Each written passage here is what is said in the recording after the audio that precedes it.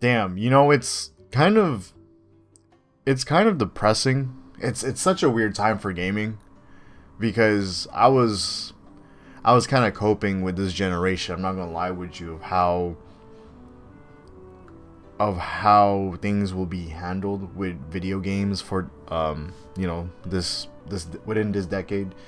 And I there are moments where I just don't generally feel confident on the decisions that they're doing or how games are currently being made. You know, with the state of games of how they're currently being made, I generally feel like I've been feeling like this for about more than, I don't know, almost a decade already. But like, I feel like it has gotten a bit worse over time to me, just because some games are no longer feeling like games, or they're missing the heart and soul of what games used to be.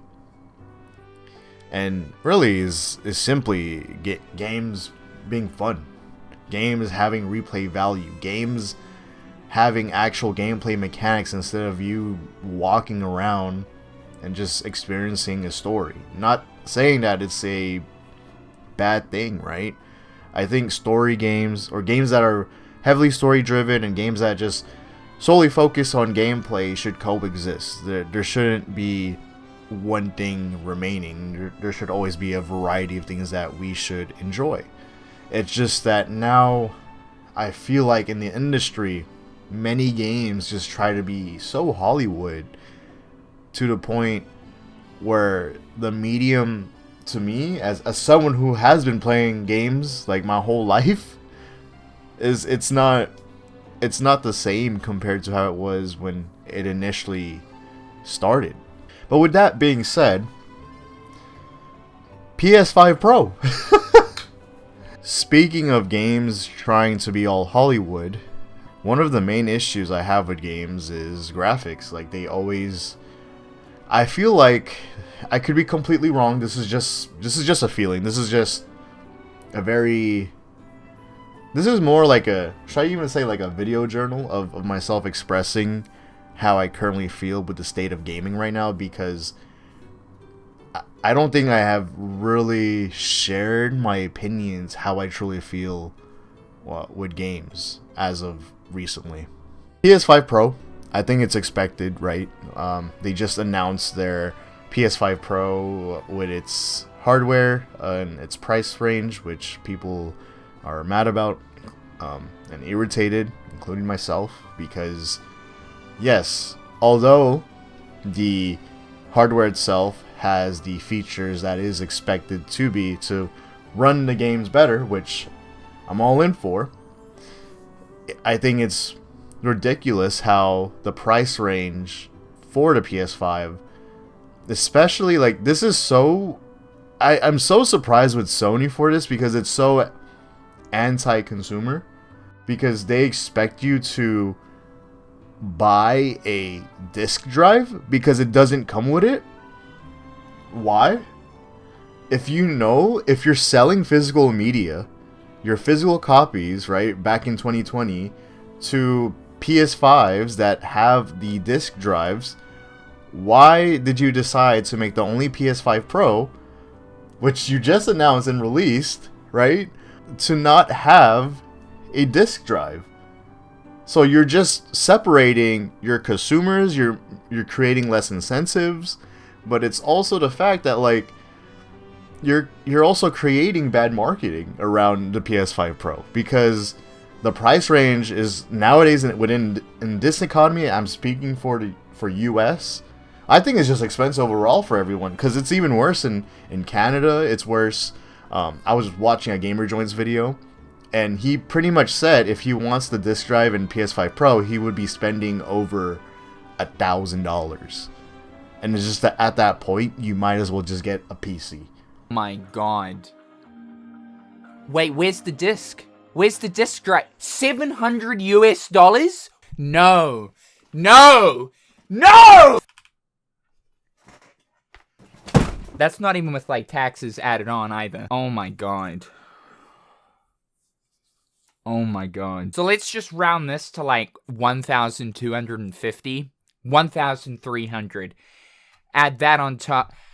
That's like $1,500 for a piece of plastic. Get out of here! What, so I can see Cloud Strife's nipples a little bit clearer? And this is why people are shifting onto different platforms, or people are fine with their Nintendo Switch, they're fine with their Steam Deck, is because games are accessible on there, there's plenty of games to play on there, and the PS5 just doesn't have the incentive like for you to buy.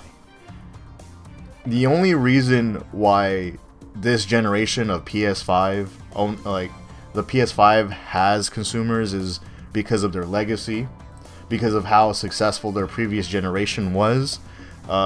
It's also because a lot of us in the past decade own a PS4 and have many games on there and have a whole library on the PlayStation, so obviously we're going to get the PS5. See, this is coming from someone who has been heavily invested in the PlayStation, because I made the big jump from Xbox when the Xbox One and PS4 were announced. That's when I kind of switched platforms, and I thought I would really never leave Xbox, to be honest with you. I forgot to talk about this. Look at the price range of the PS4 Pro.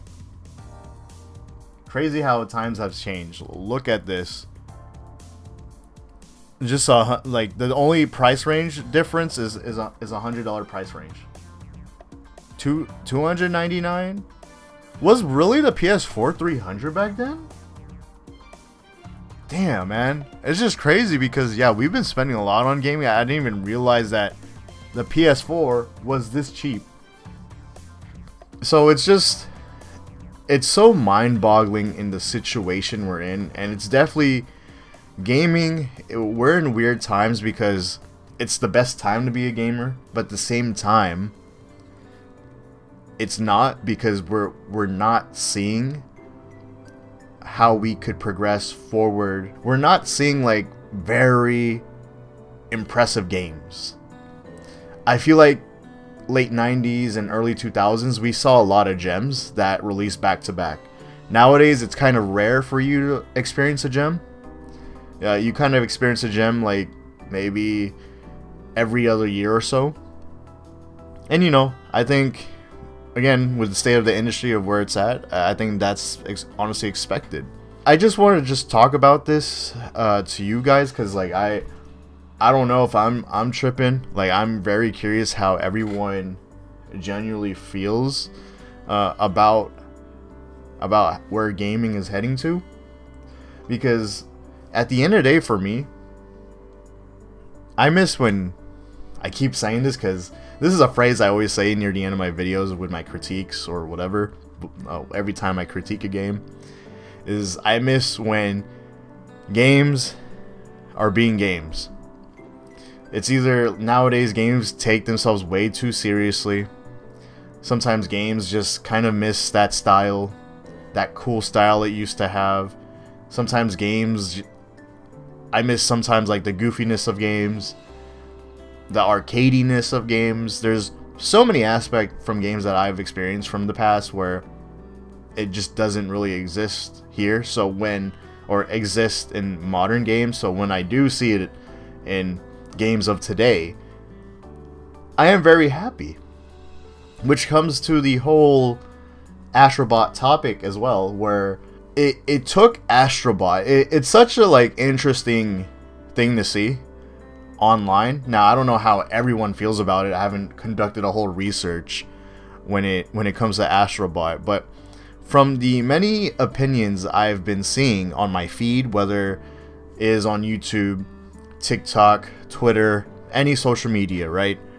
There has been a big positive feedback of Astro Bot. At first, I wondered why, because of course it's a fun game at heart. Like I expected Astro Bot to reach some success, but I didn't think it would be as big or as talked about.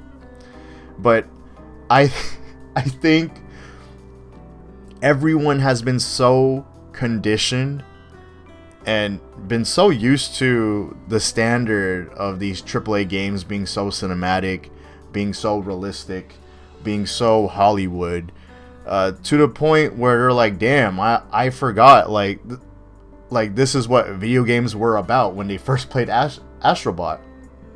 Because Astro Bot doesn't really do anything new, to be honest with you. I feel like this is a whole recency bias with people when it comes to Astro Bot, because Mario has been at this for the longest time. We had plenty of 3D Mario games, and there's been plenty of many good Mario games out there as well. And I was always raised playing many Nintendo games. The Nintendo consoles were my first ever consoles during my childhood, and I have so many fond memories of Super Mario 64, Super Mario Sunshine, you name them.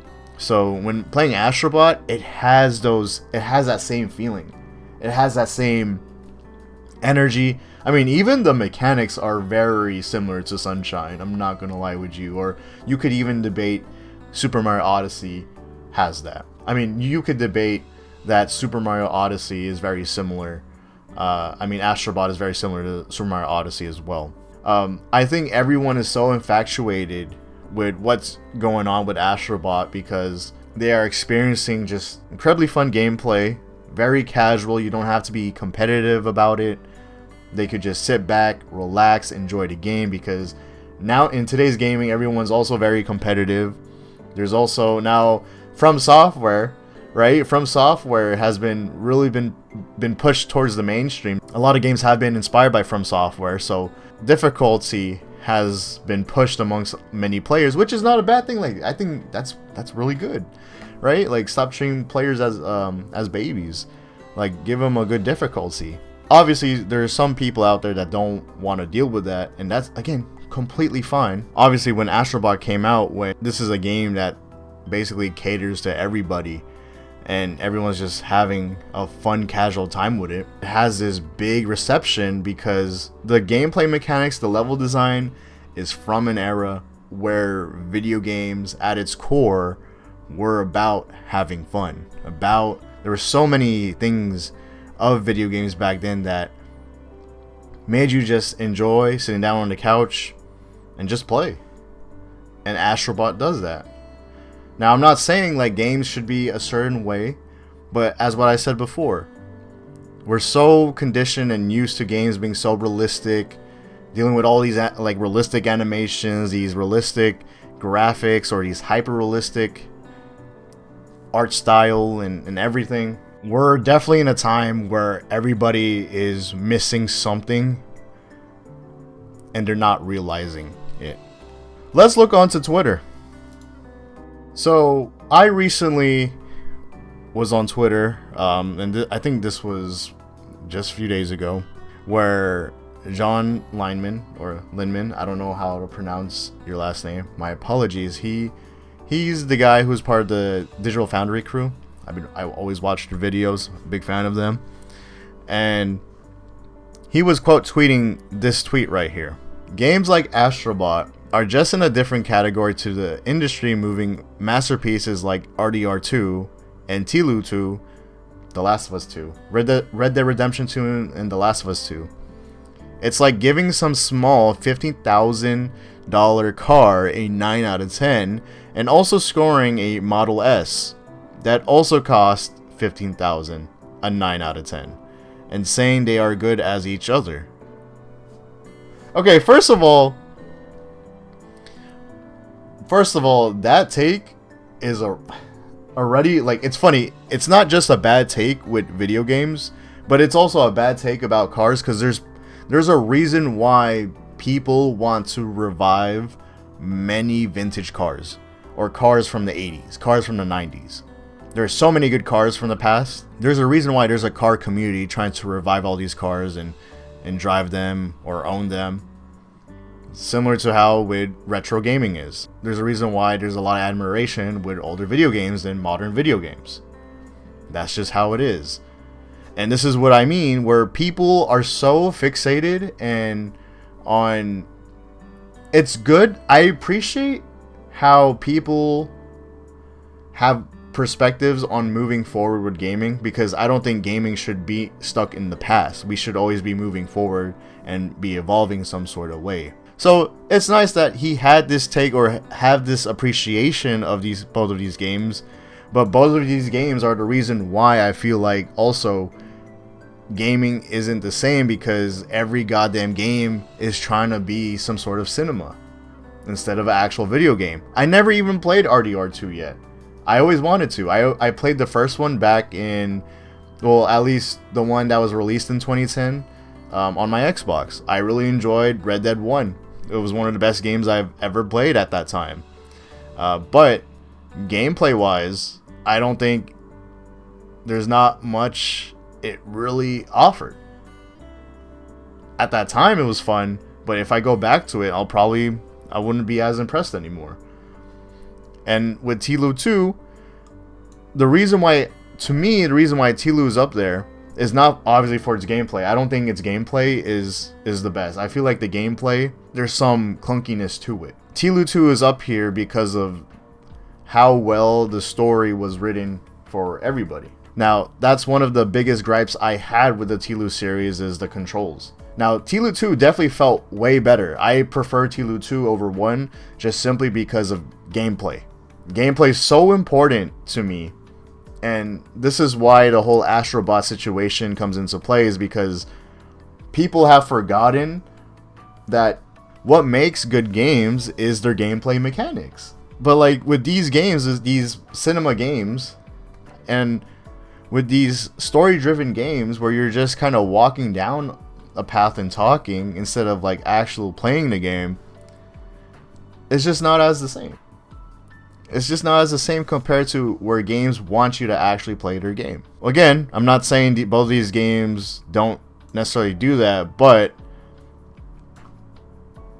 you know, I wouldn't say both of these games are very heavy with their gameplay mechanics. I hate to say that because I'm not trying to put down like a game, but that's how I generally feel about it. Like, I don't know. That's why it's also hard to replay these sort of games as well, because I always love replaying games. But when they're so like story driven, it's just not as fun to play on the second playthrough. There's a reason why Resident Evil is also up there in the AAA atmosphere, is because not only they know how to capitalize with the modern gaming audience, but it's also they still have their core designs from the past where you're able to always replay the game and look forward to something. Like, I know a lot of people don't like Resident Evil 3, right? The Resident Evil 3 remake, for what content they provide. But what's cool about the other playthroughs is that you're working on something to unlock these certain rewards and such. Same with other Resident Evil games, like Resident Evil 4 did that. The Resident Evil 4 remake. So, and it's been a blast playing through the game again multiple times. And pretty much that format was presented in the past as well with their OG titles. So, John Lineman says, I'm so bad with names, so my apologies. I found this to be an outstandingly poor take, and one that highlights the challenges developers face. When a subset of consumers only want a AAA cinema, we lose what makes games games. See, he even says that. Like, this is why I retweeted it, because like I've been saying that for years already. Like, I miss video games being games. I'm sad to see the sentiment, as this is why the industry is stuck in a tough place these days. Now, this may sound crazy. I'm just putting it out there, an idea. If PlayStation, if the PS5 Pro had those features, but also just made the console backwards compatible, playing PS3 games, PS2 games, if it was ever possible, right? That would be worth buying. Yeah, it kind of sucks that they would be capitalizing on the retro market, but that would be amazing to have, right? Like, and then you could just boot up all these games, and then, you know, similar to how the Xbox One is, they're able to run like all 360 games on it. I'm not sure about Xbox games, let me know, but I know for 360 games they're able to run it properly and run it on better performance. I would love to see that with PlayStation, but they just don't want to, and a lot of fans have been asking for it because they want to play their older games again. Back in the day, dude, it's crazy how I'm saying this because like I'm not even that old, but back in the day, people who had the PS2, GameCube, you name them, all we did was always replay our games all the time. Not just because, yeah, we were broke and couldn't afford like the next title, but it was also because we generally enjoy playing the game. These games had so much passion and love toward it, to the level design, to the style of the game, the combat there's just so many things that you could talk about with older gaming of what sparked your interest in it. It sucks that I can't treat a lot of these games, many modern games. I think that's also another missing thing for gaming is replay value or incentives, just engagement of like creating reasons why players should play certain things, you know, in their game. That's why Astro Bot is so important when it was released, because we're having this discussion now of like, hey, like maybe we should actually have games that are just fun, and they deserve to be Game of the Year because these games be too damn serious. As much as I want FF7 Rebirth to, or even Black Myth Wukong to win Game of the Year, right? I wouldn't even mind Astro Bot winning, so that the industry understands that we miss gaming.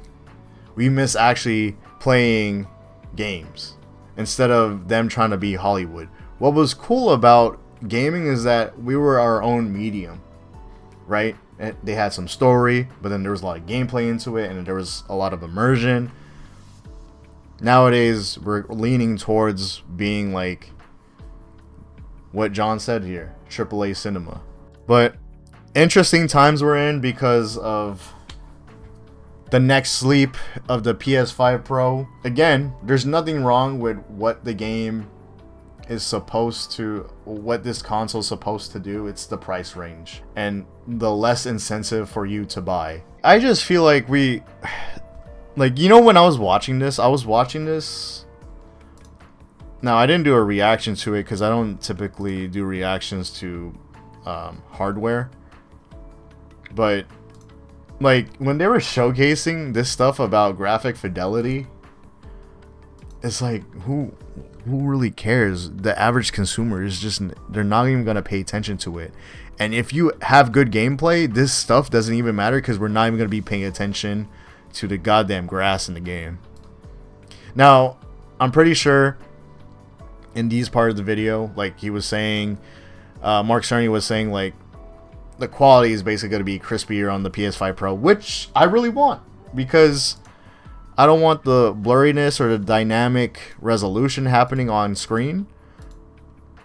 But at the same time, like, it doesn't really matter to me. When they were showcasing, oh yeah, look, better lighting, oh yeah, the screen is more crispier, that's cool, but you want me to pay a whole other, like, you want me to drop another $700?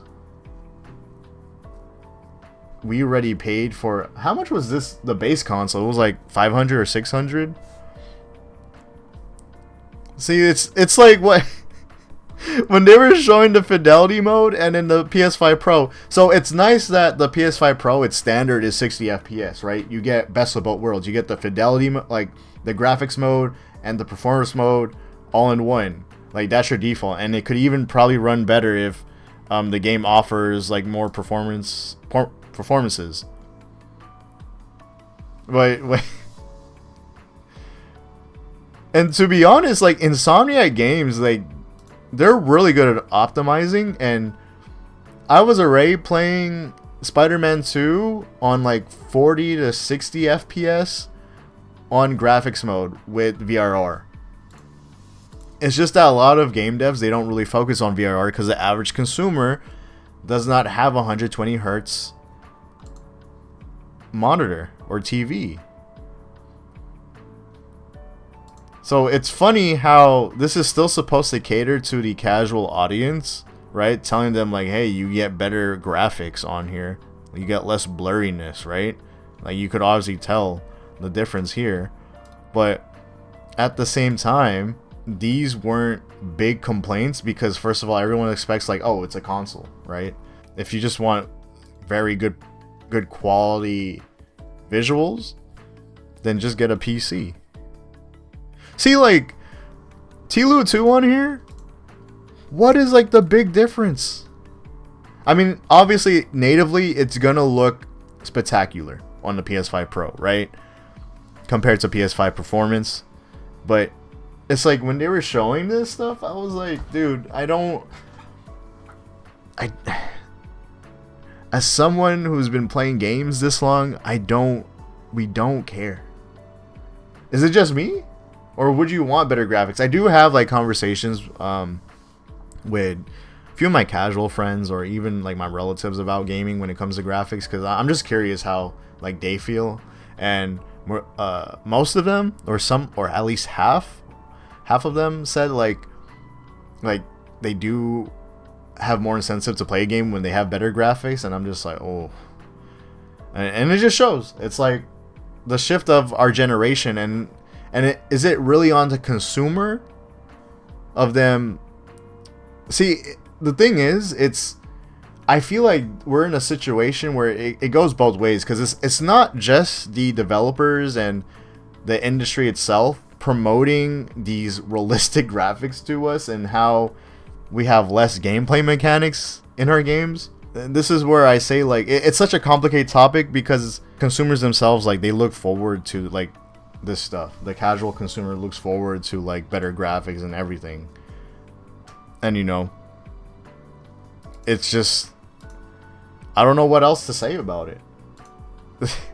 Like, this whole, like, compilation of this, we're in such a, like, confusing spot, to the point where what's just best for the brand? What's best for you to make us invest into the new PS5 or next generation? It's like, how is the PS6 gonna do?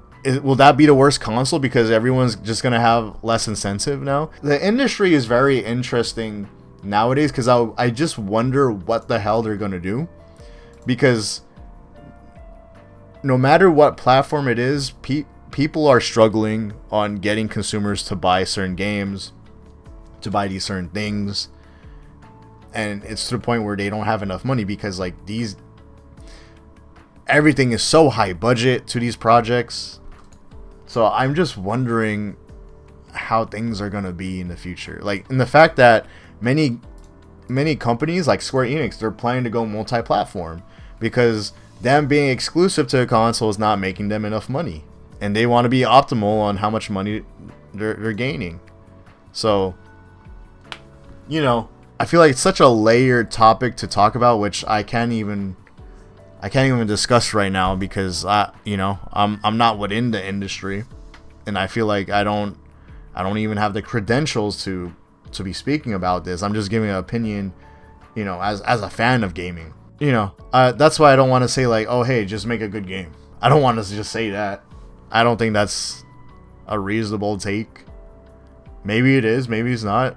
Let me know in the comments. But there's so many complexities to this, and I just hope, in the end of the day, these games are just good to play.